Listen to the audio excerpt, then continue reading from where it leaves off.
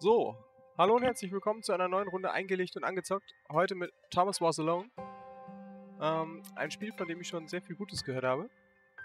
Ich allerdings nicht so recht weiß, was mich erwartet. Ich habe nur den Tipp bekommen, bei diesem Spiel möglichst die Klappe zu halten. Ich tue, was ich kann. Ich bin gespannt, was passiert.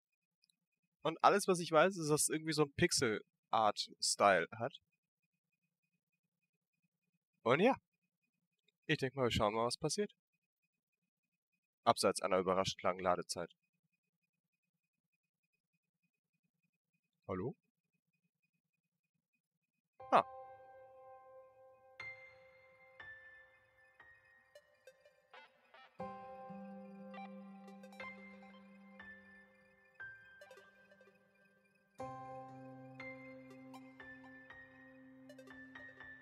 So, Auswahlszenario, Einstellungen. Kommentarlautstärke. Wird standardmäßig aus, das lassen wir das mal aus. Ich würde sagen, wir fangen einfach mal direkt an.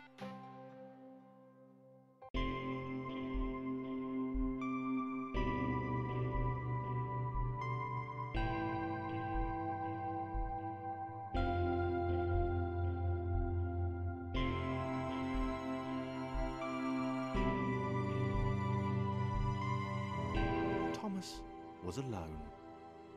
Wow, a weird first thought to have.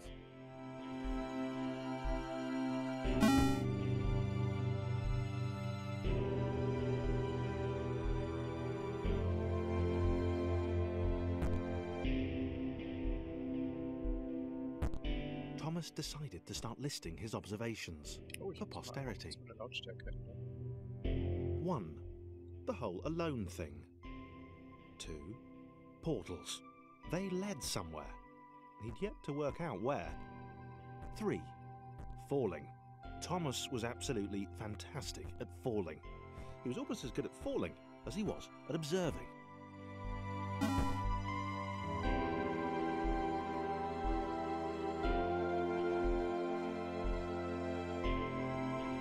Okay, interesting. Thomas couldn't fall past this block. Think, damn it, think. What if there was some kind of inverted fall? Some way to... what's the word? Jump.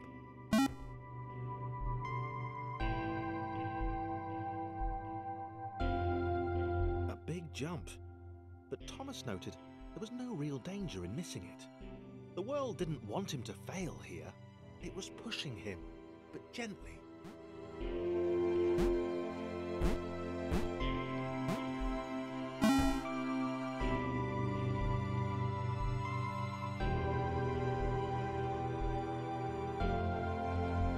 This all seemed a little dangerous. The world was not to be trusted. It was unstable, and it seemed to Thomas that it could let him down at any moment.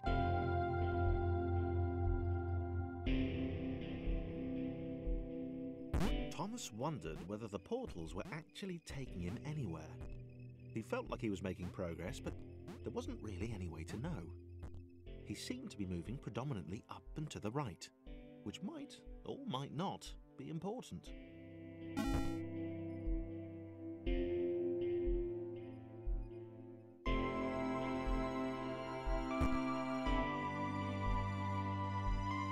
Okay, solange gerade nichts gesagt wird. Ich glaube, der Punkt mit Klappe halten war schon nicht ganz verkehrt, weil es so sehr atmosphärisch und sehr auf den Erzähler basiert.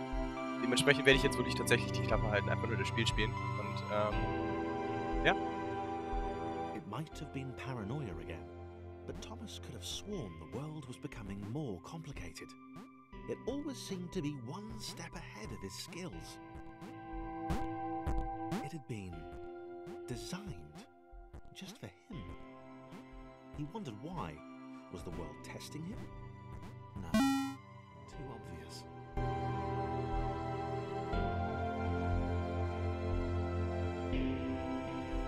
Something about the boiling, toxic, glowing water intimidated Thomas. He didn't like it. He certainly didn't want to swim in it.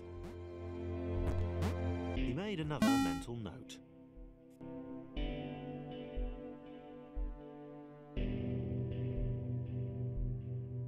The The loneliness was getting to Thomas. No amount of observation or obsessive note-taking could combat that.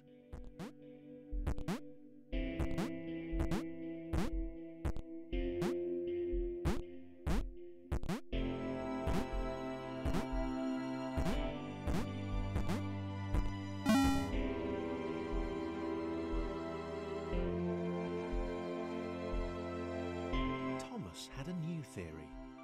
The world was training him. He could feel himself getting smarter. There was the mental list to consider. Over the minutes and seconds since his spontaneous generation, he'd become a pretty skilled jumper. He was evolving. He just wished he had someone to share it with.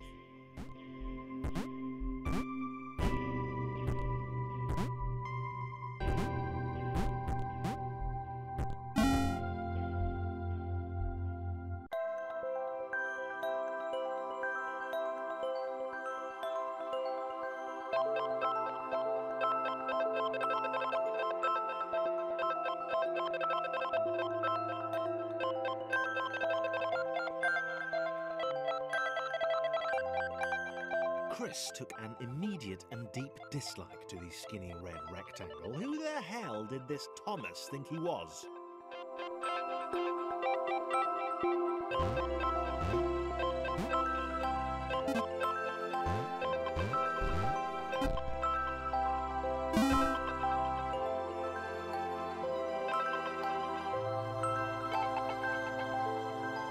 Chris had been doing fine.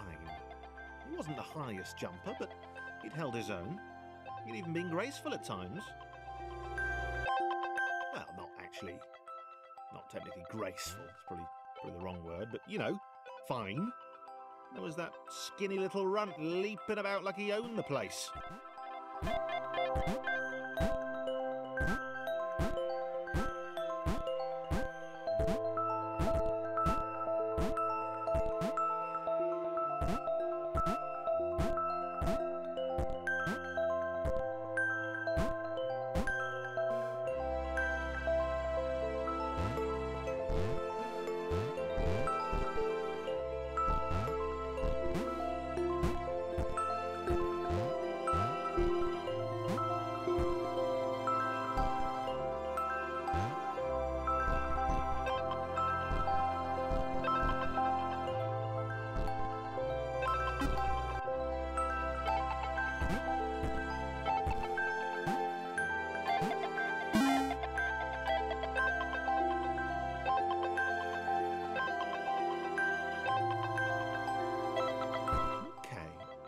Was more like it.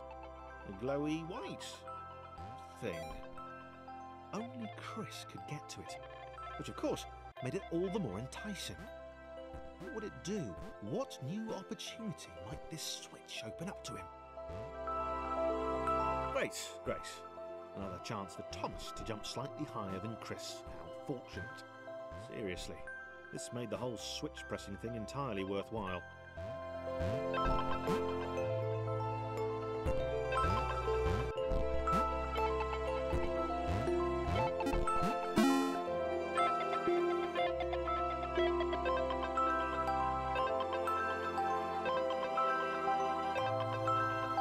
Was this good? Because on the surface, it did not seem good. Chris was pretty scared. Little Red seemed fine, happy to be on his merry little adventure. Chris couldn't shake the feeling that things had taken a significant turn for the worse since Thomas had joined him. Sure, he'd been able to piggyback his way to ever so slightly higher platforms, but where had that got him? Well, to ever so slightly higher platforms, which was sort of his point.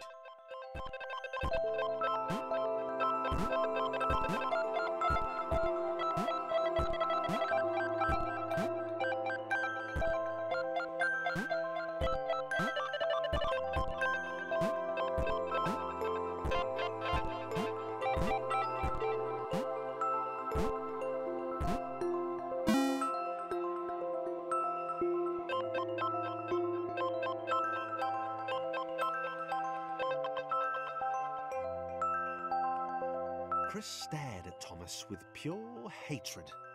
He seemed so very happy at their situation. Friends together, a brave fellowship of quadrilaterals on a quest for greatness. That would be fine. But it was all the obvious observation that Thomas was doing which grated. Every time they saw something vaguely new, Chris would hear a satisfied little from the vaulting idiot. He hoped the next portal would split them up, if only for a few levels.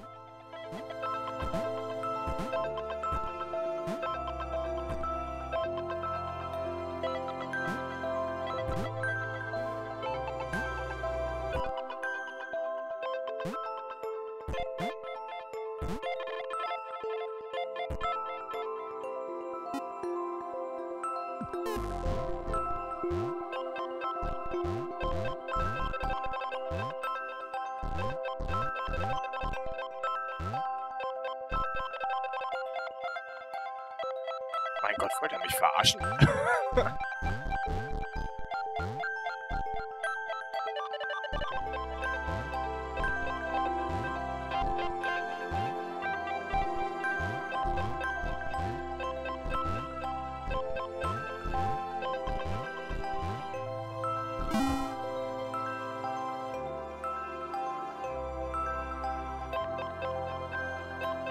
John knew. He knew that this was his chance, a moment to shine. This was game day.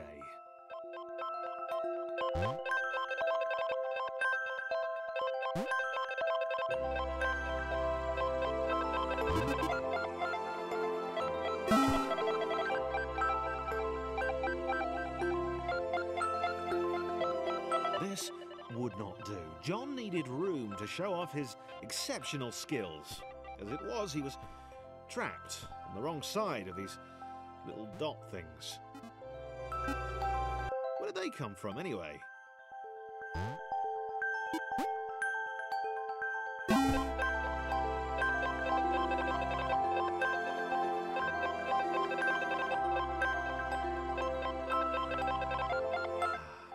John inhaled the air of the open space, and it smelled of awesome. Time to flex those muscles, to put his training to use, time to show those little dots how it was done.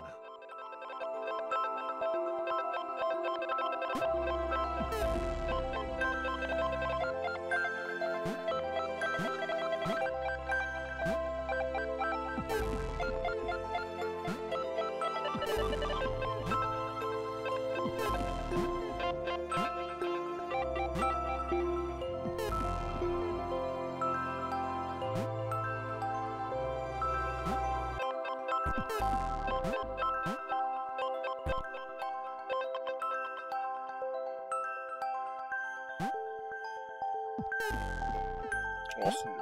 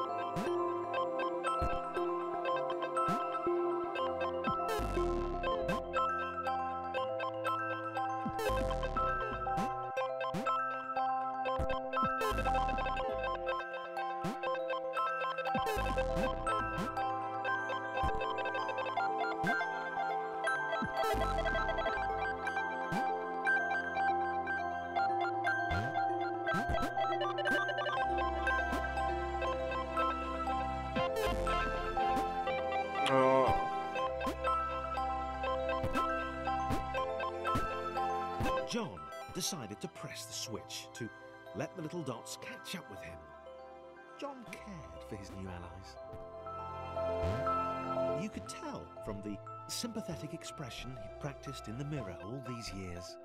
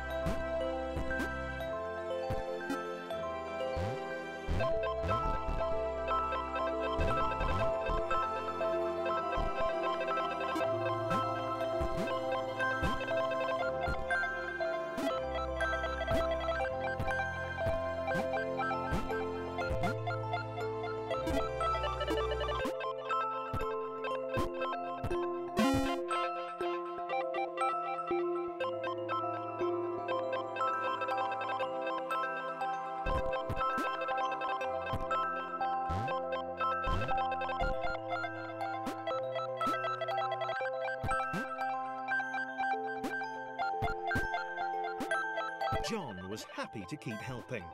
He felt it was important to his image that he was seen to help the little guys.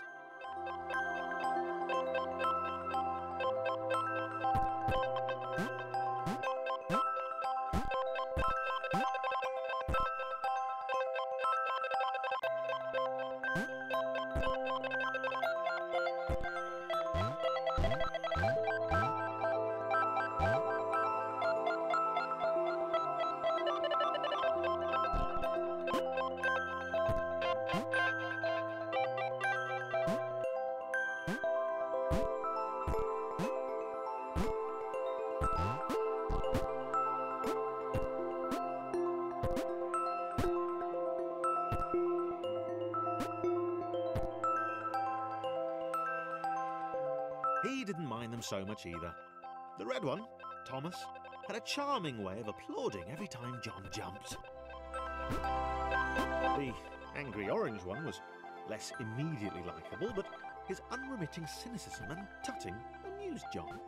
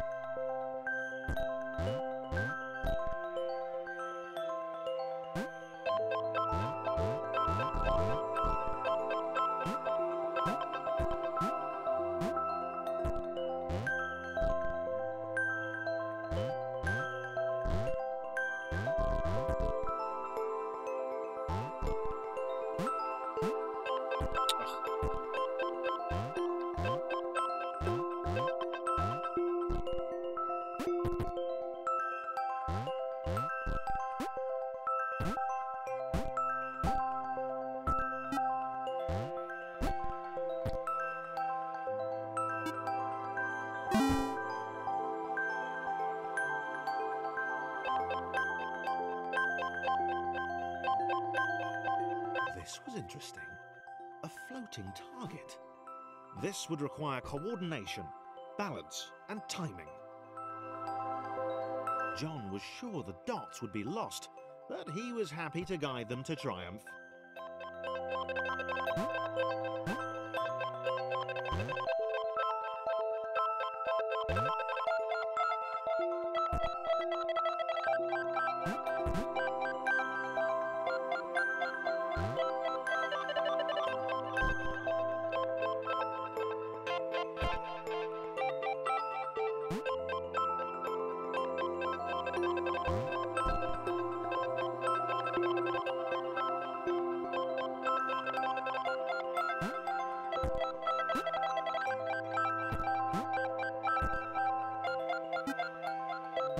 Maybe that's what the dots were for. They were there to extend John's reach, to make his performance even more impressive. John liked the thought. He decided to keep them.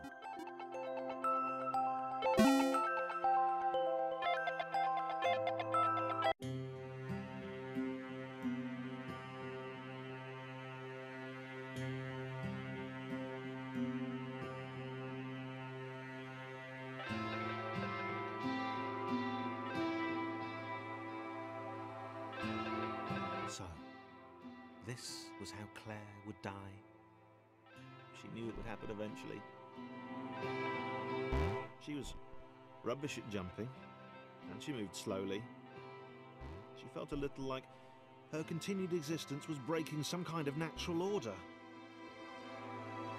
The crumbling pillar was a dramatic death, she supposed. Wait, what? Claire couldn't shake the feeling that she was not, in fact, dead. It was at that moment that Claire realised she had superpowers.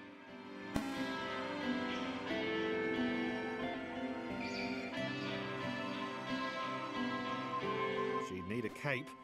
There was no getting around that. You couldn't be a superhero without a cape. Claire didn't want confusion. If you saw a cape, that made matters clear. You knew what you were dealing with. Claire was all about communication.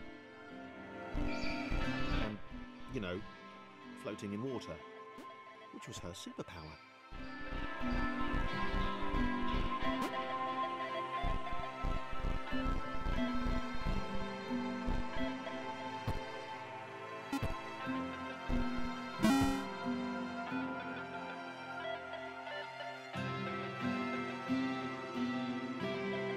All right. Fear not, my skinny friends, for I am Claire, and I will save you. Claire needed to come up with a superhero name as soon as possible. Claire was rubbish.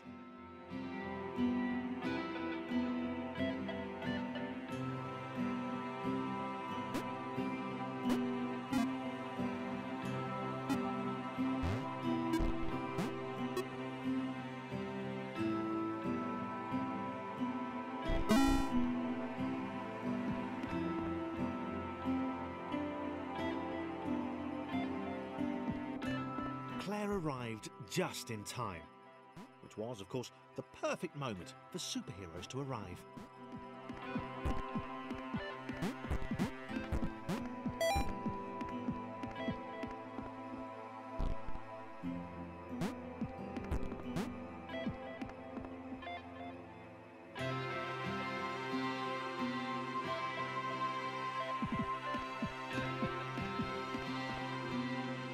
The water began to rise. Claire vowed to save this little rectangle in as many restarts as it took.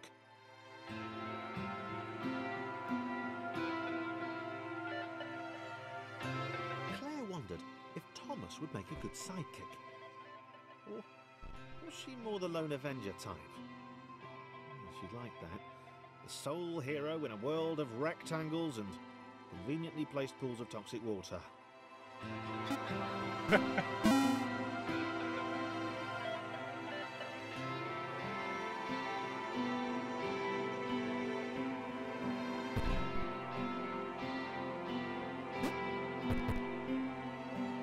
Okay, also der Erzähler gerade einen Moment zu schweigen scheint. Gebe ich mal so ein bisschen meinen Eindruck hier ab. Wie geil ist das denn bitte? Also ernsthaft, ganz großartig, wie viel Leben in Dreiecken, Rechtecken, Quatsch, Dreiecke, in Rechtecke gebracht wird. Großartig, der Erzähler ist super. The others told Claire that staircases were a bit of a fixture here. Claire wondered why the world made it so difficult. Und auch immer wieder witzig, wie viele Facetten irgendwie so dort drin versteckt sind. Und ja, was für Problematiken eigentlich damit angesprochen werden. Das ist großartig. Die Musik ist super, die Atmosphäre ist irgendwie cool. Die Passagen sind manchmal echt knifflig. Also ich muss ja, ihr habt es ja gemerkt, ich habe ein paar Versuche gebraucht. Ich musste auch teilweise überlegen, wie es weitergeht. Aber es ist schon sehr, sehr, sehr cool. Also ich ärgere mich gerade tatsächlich so ein bisschen, dass ich dieses Spiel erst so spät entdeckt habe. Und alle Leute, die sagten, das ist großartig, hatten sowas von recht. Ich werfe mal schnell einen Blick auf die Uhr, wir sind fast eine halbe Stunde zugange. Ich würde sagen, ich mache mal diese Passage noch zu Ende hier. Und dann soll es auch schon reichen. Ich denke mal, man hat mehr als genug gesehen, um einen vernünftigen Eindruck zu bekommen.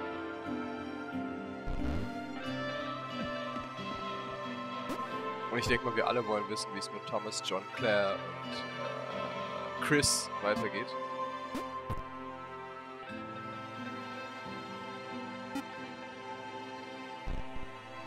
Ach so. Nein.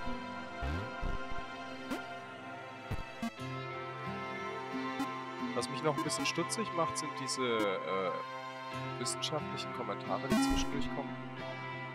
Kann ich irgendwie noch nicht so ganz zuordnen, was es damit auf sich haben wird.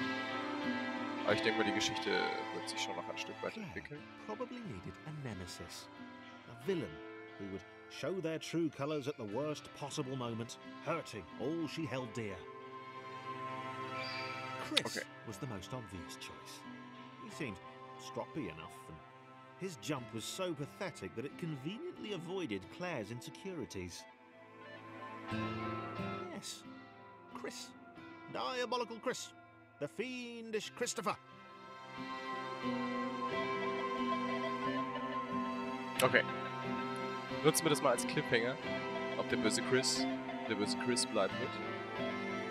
Wird er zurückschlagen? Wird er zurückkehren? Wird Claire ihn bezwingen? Oder wird John letzten Endes einfach nur alles überstrahlen? Und das Größte doch nicht alles? Es kommt auf die Technik an und Thomas springt und rettet alle. Man weiß es nicht. In diesem Sinne wünsche ich euch aber noch viel Spaß im Forum. Ich hoffe, euch hat das Spiel gefallen. Und würde sagen, haut rein, Leute. Man sieht sich. Tschö.